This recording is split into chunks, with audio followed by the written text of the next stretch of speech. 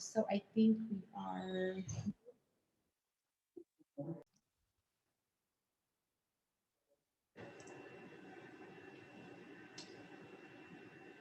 Good afternoon. Thank you so much for being here to talk about housing in Creede. I'm Willa Williford, and I am a workforce housing consultant based in Gunnison Valley. I work across the mountain west, but I've been working here in the San Luis Valley with Dawn and others for several months now, and want to share both the overall housing needs assessment that we completed in March and some specific work we've been doing on Mineral and Creede.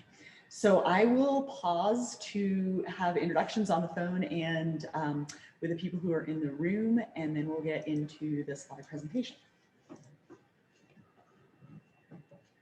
Okay. Dana, would you like to introduce yourself? And please just say your name and a couple things that you're interested in when it comes to the housing market conditions.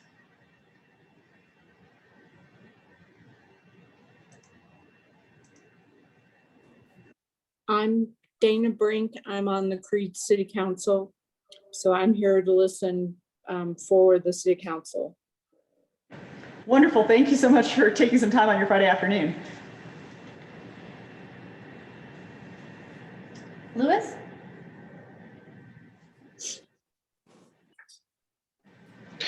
Hi, good afternoon. Thank you guys for coming up today. I'm the town manager for Creede, Lewis Feinberg. The board has been discussing affordable housing for some time now, and I'm here to represent the city and to relay back to them the findings of the study. Awesome. Andrew? Great. Yeah, good afternoon, everybody. Dana and Louise, thanks for taking time to be here. My name is Andrew Coburn with Urban Rural Continuum, part of the consulting team that prepared the housing needs assessment. So yeah, thanks for taking the time.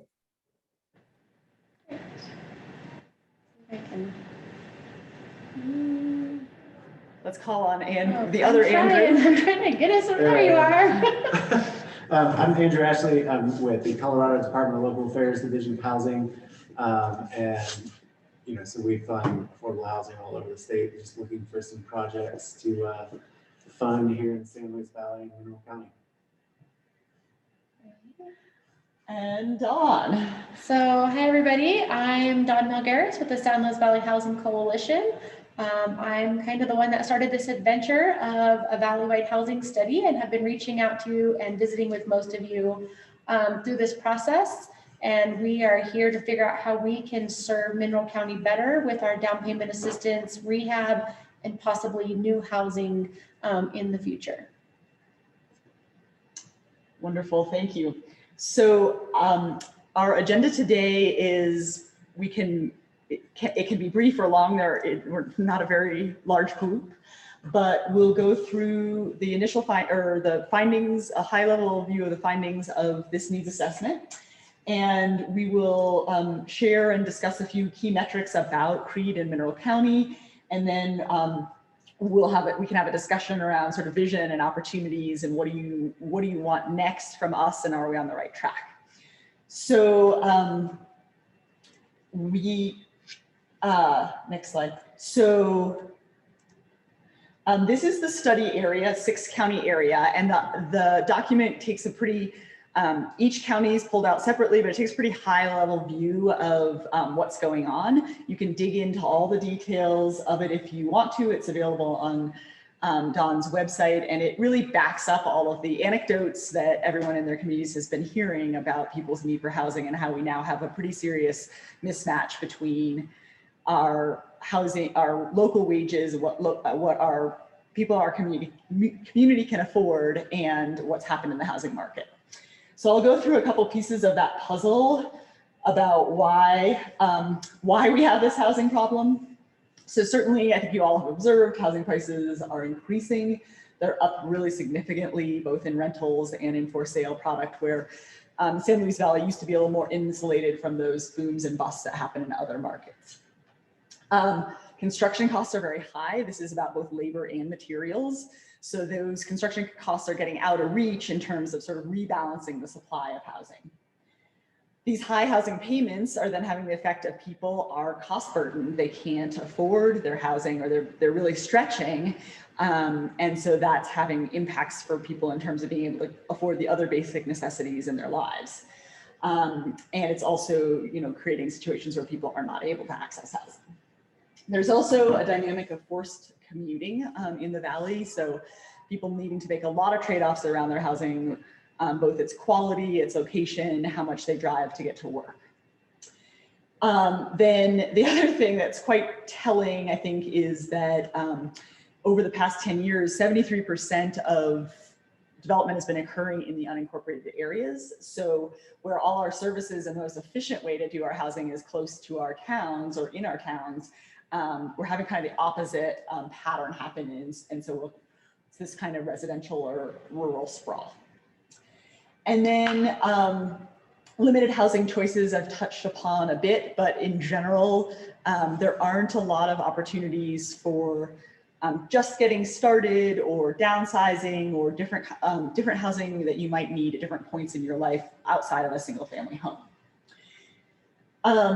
Certainly, an aging population is a national trend, but it's more pronounced here in the San Luis Valley and in Mineral County.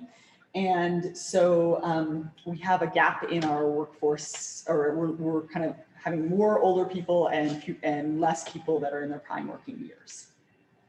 And then that's directly connected to our labor shortage, which then circles back to our home prices issue. So it kind of goes around and around. So let's move on then to, we can skip this one. So we already talked about forced commuting. It's quite significant and costly. And and it's often kind of an unseen cost, but it can be, we did the math on living in different parts of the county and commuting, and some of those were as high as $1,000 a month. So looking at, we did outreach interviews and a survey with Valley employers, and most of them said it was a serious or most critical issue in the Valley. So, and then an additional 33% felt that it was a moderate problem. So there are very few employers out there actually saying housing is not a problem. And this is really around attracting and retaining the employees they need to keep their business going, operating efficiently and profitably. So we looked at what is needed to sort of catch up and create a functional market, and what we think the Valley will need over the next 5 years if growth continues at the rate that it's been happening, job growth continues at the rate it's been happening. So together, look to sort of catch up and then keep up over the next 5 years, we believe there's a need for about 1,885 additional dwelling units. So this is both for sale and for rent. A very big portion of this number is coming from retirees who will be planning to leave their job in the next 5 years, but remain in the Valley. And so new employees coming in will need a place to live to take those, fill those jobs that will be vacated. So we looked at spreading this, how you might go about thinking about where housing should be located. There's 2 different approaches we used in this graph, either putting housing where jobs are already located or putting it where households are already located. And for Mineral, if we look at a jobs approach, we have a projection of about 51 units needed. If we look at a household location approach, it's about 39. And then we can talk about, to what extent should that be in Creede versus in the unincorporated area. So we have 5 recommendations coming out of the needs assessment. Economic development and housing go hand in hand. I think that's been in the forefront of almost every conversation we've had. It's certainly backed up by the findings from the employer survey. More housing is needed across a whole spectrum. We're going to talk about that spectrum in a minute, but it's about price and type of housing and a mix of ownership and renter, serving people, not just the not just people who need the most affordable housing, but sort of all different factors of your local workforce, as well as retirees. We're one regional environment, but there's so many local specific issues, and certainly some of the themes that came out in Creede are your short-term rentals and ADU regulations, which we can talk about in the discussion. We also encourage everyone in the San Luis Valley to start small and build upon promising practices. It's been a while since housing of scale has been built for kind of outside of second homeowners in this area, and we want to make sure we get the market right when we do start building.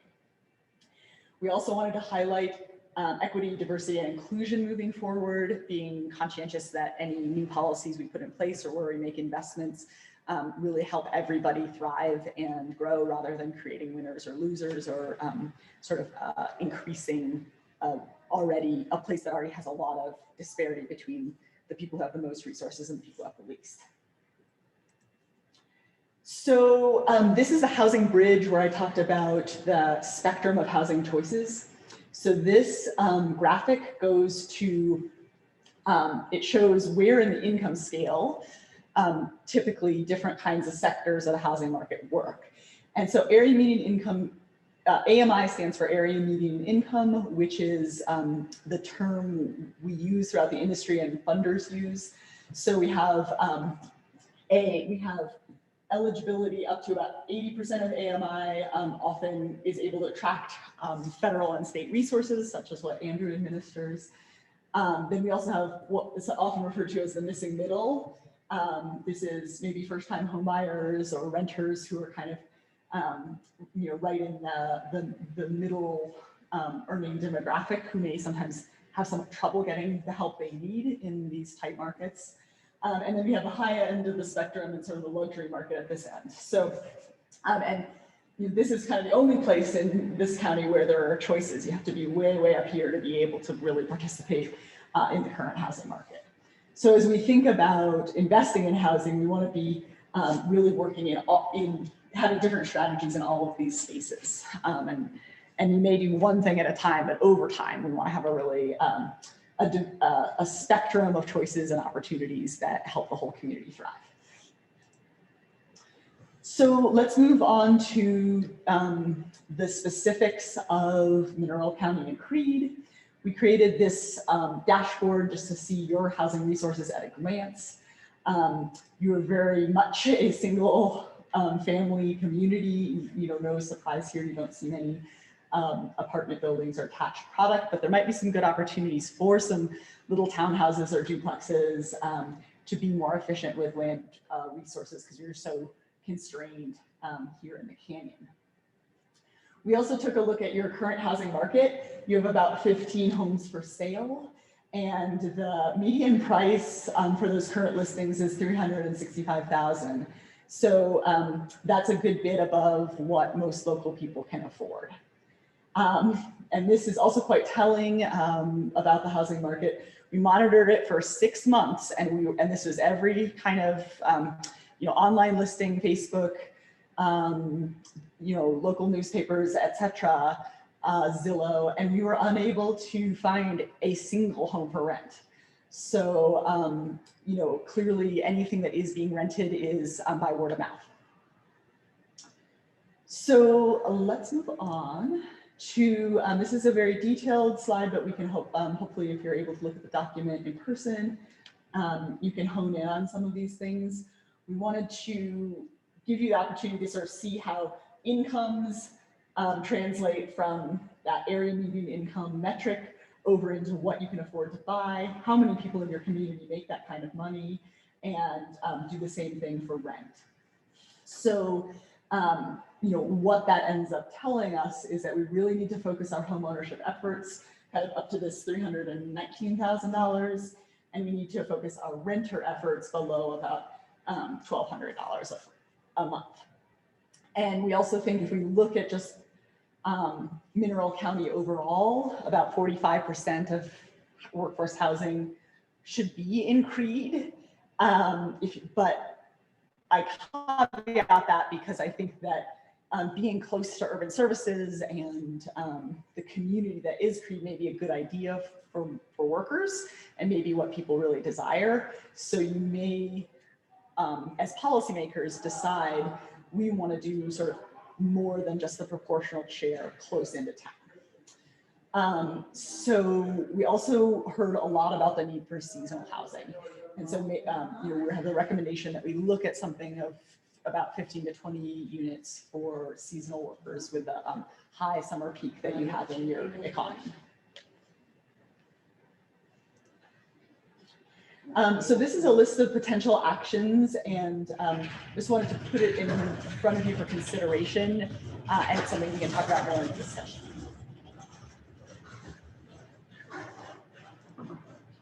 So that concludes our slides. We can move to the discussion portion of the meeting. But I just wanted to start with, are we on the right track?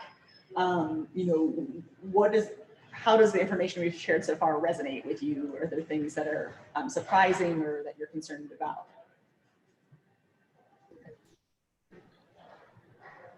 I think it pretty much hits the nail on the head for what everyone has been thinking is going on here. I mean, thank you for putting all the numbers to it. I think everybody here knows what's going on, but the numbers, I think, give it a little bit more of emphasis. The board is actually going to be discussing affordable housing at the next meeting, and I think that the big question is, yes, we do know we need it, but how do we provide it? That's the big question. That makes a wonderful segue to our next topics, or our next part of the conversation. Let me see, did Dana have anything to ask or add before we make that transition? No, I'm just really here to listen and see what I can gain from what you've put together. Wonderful. Well, thanks. So we had thought of 3 topic areas for the discussion portion of the meeting. So these are, what are your housing goals? What opportunities do you see out there in the world of land and partnerships? And then the third topic is existing programs and how do we better utilize existing resources? So this is to the point of that Dawn made as she introduced herself. She works on a number of things that can be provided valley-wide, and would love to see more uptake of those programs in Creede and Mineral County. So that's like down payment assistance, rehab of homes, improvement of wells, and so forth. And then there's also the weatherization program that Energy Resource Center runs. So let's, it seems like maybe it would be helpful to start with, just in thinking that there's this council meeting coming up, would it be helpful to talk about land partnerships or goals? And maybe, sorry, I can't see the participants. Louis, are there initial thoughts there or anything that we could talk about to help you frame that conversation? It sounded like you. Could you repeat that again? Oh, I was just asking, so thinking with your council meeting coming up, how can we help you prepare? I think that this, what you're showing now, I think is a great preparation. I mean, the report that was issued is going to be distributed in the board packet for the meeting. I'm certainly hoping that everyone's going to read it so they have a basis for the discussion. I'm looking at the slides you have up there now, land and partnerships. Yes, I think that there is an opportunity here for multi-jurisdictional cooperation. I think with all the entities you have listed, I think that each of the entities you have listed there has a vested interest in affordable housing in the community. Maybe in addition to the governmental and jurisdictions and the school, I think that businesses themselves have an interest in affordable housing here to house the workforce that swells in the summer. So I think there's plenty of opportunity for collaboration. As to land, obviously, I think there's more, as you mentioned in the first part of your report, there's more land certainly in the county than there is in the city. Creede is somewhat built out, but there is land available for that purpose that the city owns. And I think there's also private land. The Planning Commission met last night or 2 nights ago now and had a conversation about affordable housing. And one of the suggestions that actually came up, which I think is a very good one, is the city making making it easier for people to build ADUs on their property with some kind of commitment to affordable housing, so that the city might be able to offer some kind of development incentive for people to build them with some kind of time commitment to renting them as affordable units. So there's a lot of ideas. People are thinking about it, and I think there's a lot of opportunity for cooperation. That is wonderful. And that's exciting to hear that momentum is there. Would you like Dawn or myself to try to attend your meeting? That would be awesome. I mean, if you could kind of give maybe a brief presentation, a scaled down version of what you're doing now, I think that would be awesome. We'll get the details about that then. And the other thing, I think so Jeff Owsley with the Colorado Housing and Finance Authority has been at some of our listening sessions, and he was able to speak about the specific work they're doing to help communities. To your question about, we know we have this issue. How do we move towards solving it? They have resources for technical assistance, and so that might be a place we could look if we're talking about like a specific site that one of these agencies owns. That could help us get started.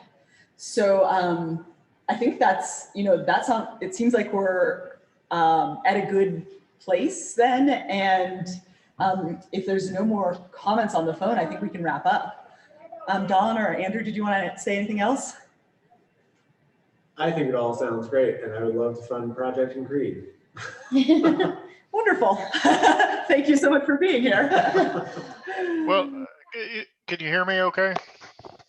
Yeah. I'm a private homeowner in the county, and I'm looking to see what kind of potential investment, could be made into this. There has to be some money with folks that are using these as second homes or whatever, that rely on folks that need to stay there to live and to keep the town going. But I really don't know what to do to get myself involved from an investment perspective. I know the payoff may not be, stellar, but it's a necessity to live here. And, we sort of, to do our part, may be amenable to some type of minimal return investment. But I have no idea how to even begin this discussion. I'm trying to attend this to get myself more educated. I thought Creede, and this is why I asked the question in chat, was a town of 200 people. So 50 units seems like quite a bit to me. I know there, when you think seasonal, but that's a 25% or 20% of the entire population. It sounds, I haven't seen that much activity on the Facebook chats and things. I've seen a few. I recognize it's a problem, but to me, it was about the scope of the problem. Is it that large?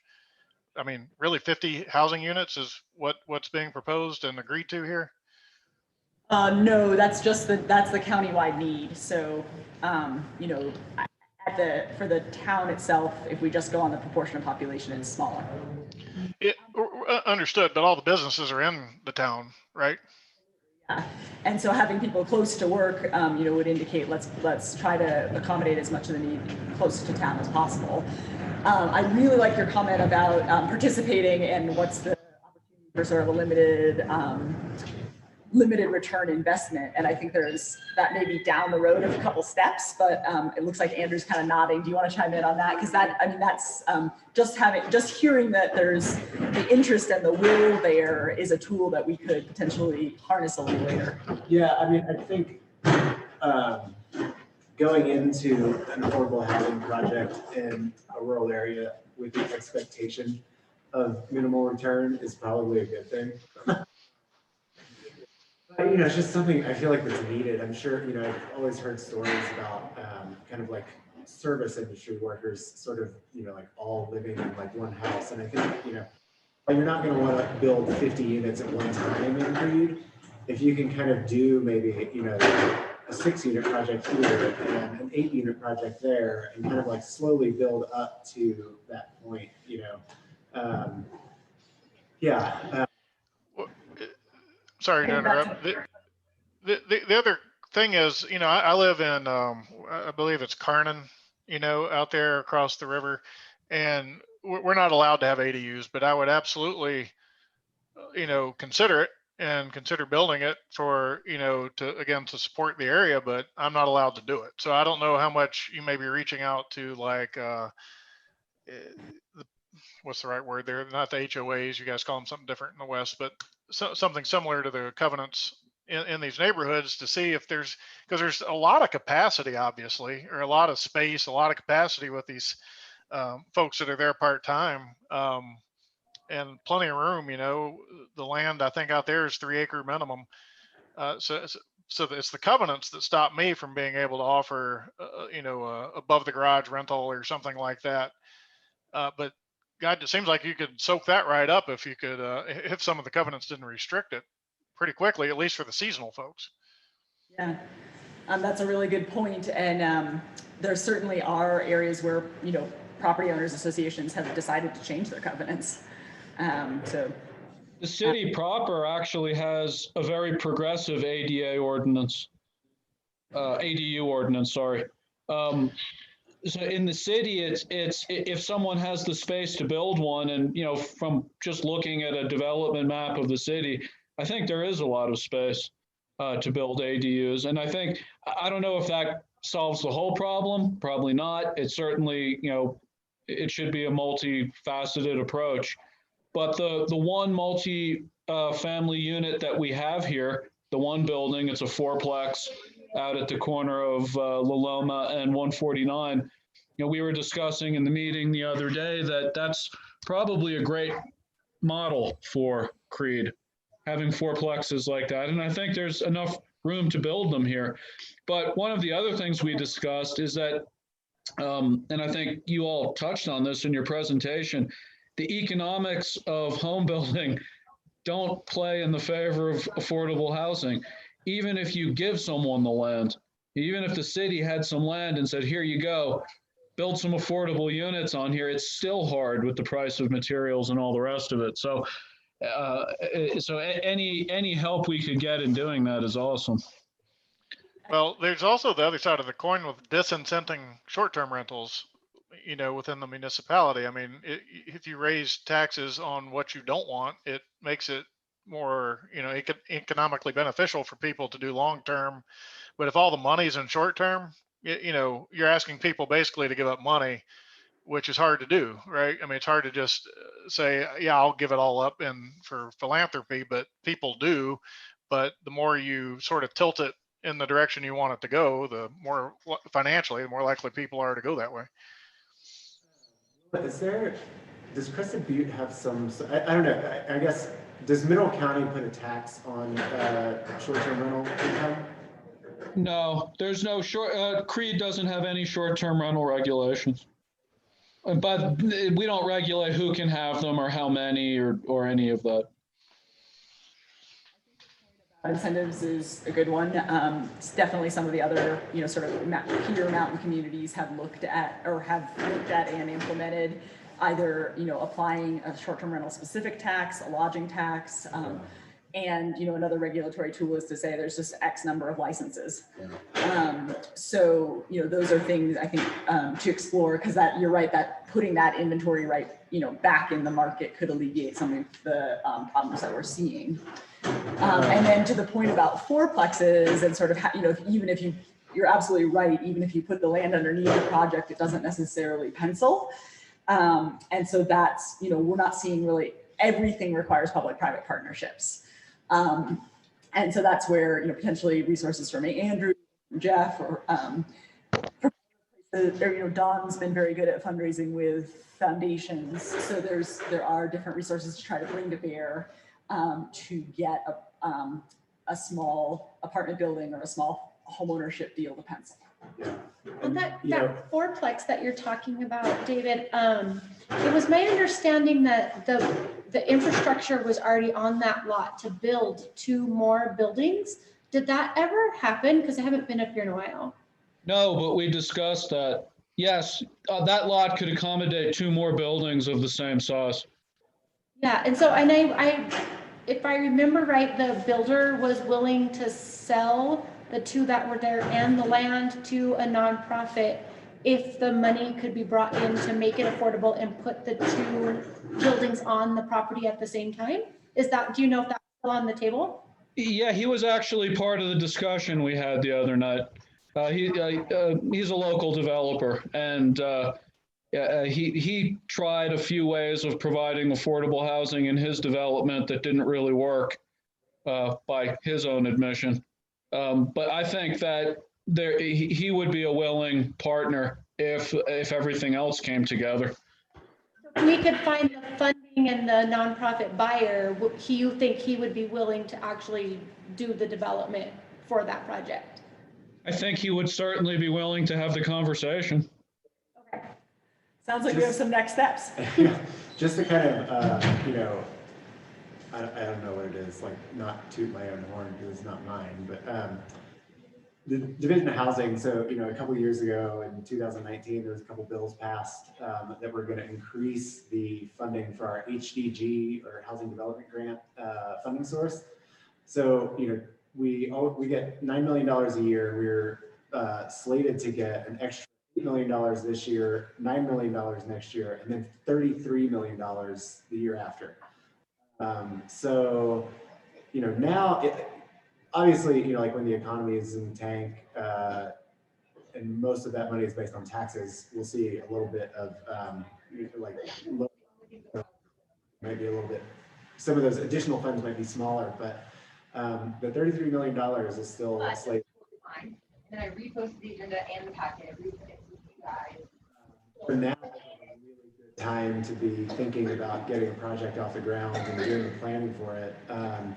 Because another thing, you know, like when we're talking about making projects pencil in rural areas, you know, these small 4-unit deals, I think there's more awareness that without significant investment from Division of Housing, you know, projects like these don't happen. You know, they can't take on enough debt because the rents aren't high enough. So they need more of that subsidy. So I think that, you know, the Division of Housing is starting to realize that and is becoming a little bit more willing to be a larger part of the funding stack. And I have to say that CHAPA is realizing that as well. Yeah, for sure. And they are figuring out how to fund the construction and permanent financing of 2 units up to 30 units to make them pencil better in rural communities with partnerships with local banks. So there's definitely some new resources our housing study has brought forth, and not just ours, but several from around the state. And so I think we do have some opportunities to help you guys with the right partnerships. And since Jeff isn't here, I'll give a shout out to CHAPA and kind of talk a little bit about their small housing innovation program. So it's basically focused on doing projects 30 units and under, you know, figuring out creative financing solutions, and a lot of like technical assistance. So kind of connecting, whether it's, you know, municipalities or housing organizations that just don't have the capacity with, you know, a consultant that can kind of like shepherd them through the process. So, you know, keep an eye out for some information released on that. I believe And that's that's I mean, building it is the one thing, and then the second big question is who operates. So Yeah. I don't, is there a housing authority in the valley?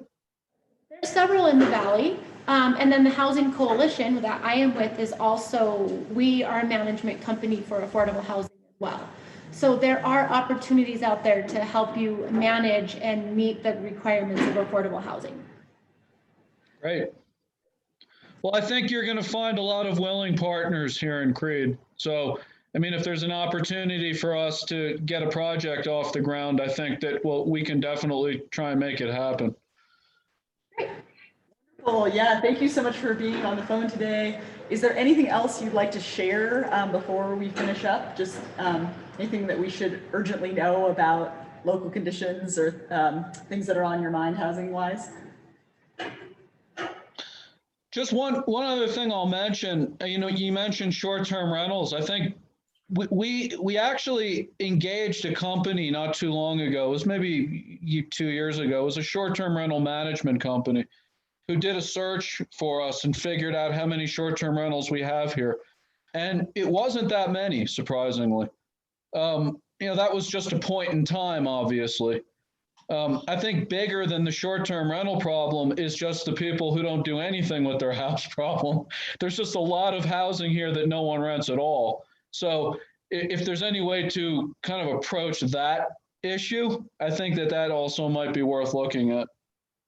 Absolutely, yeah, that's a great point. And you're not unique in that. Where maybe people's concerns often go to short-term rentals, but truly, if you look at the inventory overall, it's vacant homes more so than short-term rentals that are what's underutilized. So, yeah. Hi, this is Kathleen at the Creede Chamber, and I'm sorry I kind of had to jump in late. The timing is awful with a big event this weekend, but in terms of like workforce housing, what's the likelihood of being able to have some type of stipulation in place where in order to live there, they have to have a W-2 from a Mineral County business so that we can ensure that it's actually staying for our businesses that are the ones that really truly need the employees to support the services that our visitors are taking advantage of?